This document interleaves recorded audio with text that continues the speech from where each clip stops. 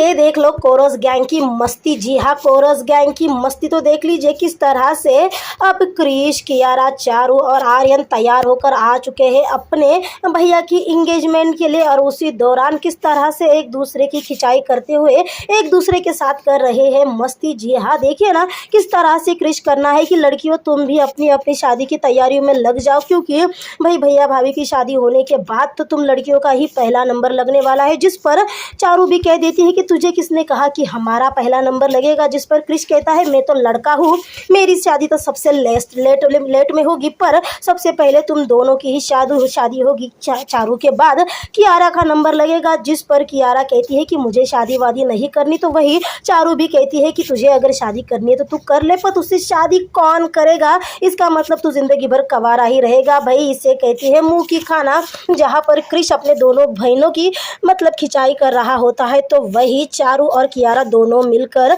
आर्यन की ही यानी क्रिश की ही खिंचाई कर देते हैं। तो वही भाई इन तीनों की बातें हो रही है। तो ये देखिए छोटे सरदार की, ये छोटे से मेहमान की बात तो सुन लीजिए। जी हाँ, सबसे छोटा मेहमान यानी सबसे छोटा सदस्य इस घर परिवार का मिस्टर आर्यन पोदार। आर्यन तो भाई कुछ अलग ही दुनिया में है। तभी तो देखिए ना सबकी बातों में चलते हुए वो किस तरह से अपना ट्रैक बदल देता है, ये कहते हुए कि मतलब तुम तीनों भी शादी नहीं करोगे, मतलब मेरी लाइन क्लियर है, अगर तुम लोगों ने शादी नहीं की तो मेरा नंबर तो लग ही जाएगा।